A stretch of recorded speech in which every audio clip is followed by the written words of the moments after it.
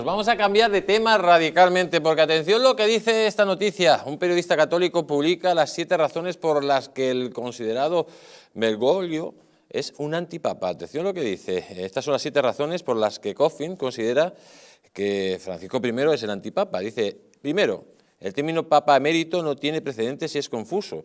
Segundo, el Papa Benedicto XVI parece haber renunciado solo a una parte del papado, el ministerium activo, no a la oficina o al mumus de papa.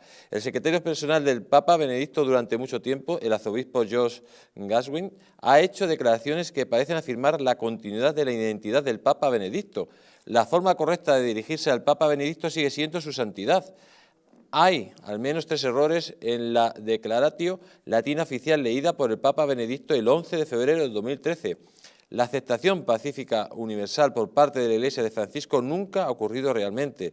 El comportamiento canónicamente ilegal de los cardenales de la mafia de San Galén al conspirar para votar a su hombre de Buenos Aires en 2013 invalida el conclave. Amigos, vamos a conectar con Estefanía Acosta, abogada y escritora. Ella ha escrito el libro, ahí se nos lo ponen en pantalla, Benedicto XVI, Papa Emérito. Ahí tenemos un libro que no se pueden perder para saber la realidad de lo que está pasando en el Vaticano. Buenas noches, Estefanía, ¿cómo estás? Muy buenas noches, don Jesús, muchas gracias por la invitación. Estefanía, que está al otro lado del Atlántico, nuestro país hermano en Colombia. Ya que estás en Colombia, te voy a hacer una pregunta muy rápida. ¿Cómo ves el tema de las elecciones? Muy complicado. Estamos atravesando momentos muy difíciles. Creería yo que independientemente del resultado electoral, la situación del país se va a agravar porque está muy polarizada y está muy en bandos con unas posiciones muy radicalizadas. Estamos en situaciones difíciles, pedimos oración por este país. ¿Llega el anticristo a Colombia o no? De la cara Dios de Petro. mío. Yo lo veo probable. Lo Madre veo probable, mía. desafortunadamente. Pues, Estefanía, lo sentimos mucho por el país, hermano. Esperemos que Dios haga un milagro y que no llegue este señor. Te voy a preguntar, vamos a empezar con el tema de la entrevista que queremos hacerte y preguntarte muchísimas dudas que tú nos vas a aclarar después de haber escrito este libro. Dicen que Francisco es el antipapa, el anticristo, el falso profeta del Apocalipsis. A propósito, ¿qué significa que sea el anticristo, el antipapa o el falso profeta del Apocalipsis el actual papa, Francisco I? Bueno, yo creería que habría que empezar por ver qué significa esto del apocalipsis o del final de los tiempos, y para esto pues hay que hablar de la historia desde una mirada cristiana. La historia es ante todo historia de salvación, es historia del amor de Dios por el hombre, cómo lo convoca y lo invita constantemente a la comunión, y esta comunión pues es una invitación que se da en el contexto de una comunidad de creyentes y de amantes del Dios verdadero, a la Iglesia Católica. La Iglesia misma nos enseña que la historia tiende a su culminación y al final de la historia lo que ocurre es un triunfo definitivo, completo de las fuerzas del bien, de Dios, de sus hijos, de los hijos de Dios y de la Iglesia. Pero antes de ese triunfo vendrá una prueba final, como nunca antes la ha atravesado la Iglesia. Y es una prueba que toma una forma muy concreta. El Apocalipsis nos dice que esta prueba consiste en que se va a instaurar nada menos que la iglesia de Satanás. El Apocalipsis la llama la gran ramera, Babilonia, la madre de todas las prostitutas y de todas las monstruosidades de la tierra.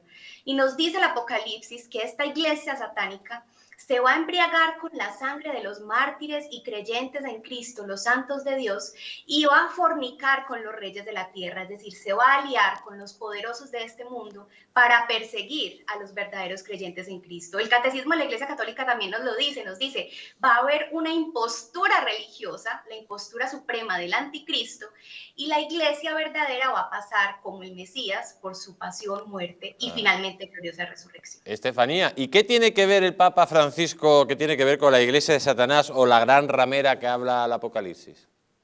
Bueno, pues esta piedra fundamental de esta iglesia satánica fue colocada nada menos que el 13 de marzo de 2003, en el momento en que sale al balcón de San Pedro el cardenal jesuita Jorge Bergoglio, llamándose en burla a un gran santo de la iglesia, Papa Francisco. Él es el líder de esta iglesia satánica y en estos 9 años lo que hemos visto es justamente que él ha venido desmantelando sistemáticamente los pilares de la iglesia de Cristo, persiguiendo a los creyentes, desmantelando dogma por dogma, mandamiento por mandamiento, sacramento por sacramento, hasta tocar la estructura misma de la iglesia.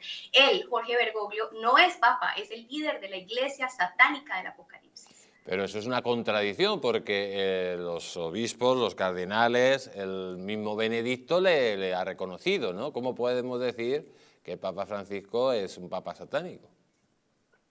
Claro, lo primero que hay que decir es que la elección de Francisco se pudo hacer, fue posible justamente por el golpe de Estado que había sufrido el Papa Benedicto. El Papa Benedicto enfrentando una serie de amenazas. Cuéntenos eso del golpe de Estado, ¿qué pasó exactamente? Bueno, Benedicto sabía que estaba rodeado de enemigos infiltrados dentro de la iglesia y justo antes de renunciar, un año antes, año y medio antes, había recibido todo tipo de amenazas, incluso amenazas de muerte, documentadas por un cardenal de la iglesia, incluso colombiano, Darío Castrillo Noyos, amenazas de muerte contra el Santo Padre, bloqueo económico de las cuentas del Vaticano, amenazas de cisma. El clero austriaco estaba diciendo, vamos a desobedecer, no queremos más celibato sacerdotal obligatorio, no queremos más prohibición a las parejas del mismo sexo, etcétera, etcétera. Entonces, ante toda esta rebelión, el Papa Benedicto se ve obligado a emitir una supuesta renuncia que realmente no era tal. Su renuncia fue aparente, él renunció sin renunciar, lo hizo en latín, con una jugada maestra y una utilización muy precisa de los términos en latín, de manera que no fuera inmediatamente evidente que realmente no estaba renunciando a ser el Papa, sino simplemente a ejercer algunas funciones del cargo de Papa. Y con esto impidió que el siguiente cónclave, que fue el de marzo de 2013, fuera válido. Como Papa, el Papa Benedicto siguió siendo el Papa, aunque no en apariencia, pero sí ante el derecho canónico. El cónclave de 2013 estaba abocado necesariamente a elegir un antipapa, es decir, un Papa inválido. Bueno, ha estado hablando usted del apocalipsis, del final de los tiempos. ¿Se están dando las circunstancias que indica la Biblia con la llegada, supuestamente, lógicamente, de un antipapa y de todo lo que está pasando en el mundo? ¿Se están dando esas circunstancias que marca el Apocalipsis de San Juan? Sí, el Apocalipsis y los Evangelios nos hablan de unas señales muy claras, nos hablan de la gran apostasía, es decir, dentro del clero mismo hay enemigos infiltrados que están promoviendo y defendiendo todo lo que la Iglesia siempre ha prohibido. Y vemos concretamente en este pontificado, el pontificado de Bergoglio es una mezcla de postulados del comunismo, de la masonería, de las falsas espiritualidades New Age, neopaganismo, panteísmo, idolatría, gnosticismo, es decir, todo lo que la Iglesia siempre ha condenado es lo que constituye el pontificado de Francisco en una prueba de la gran apostasía propia de los últimos tiempos.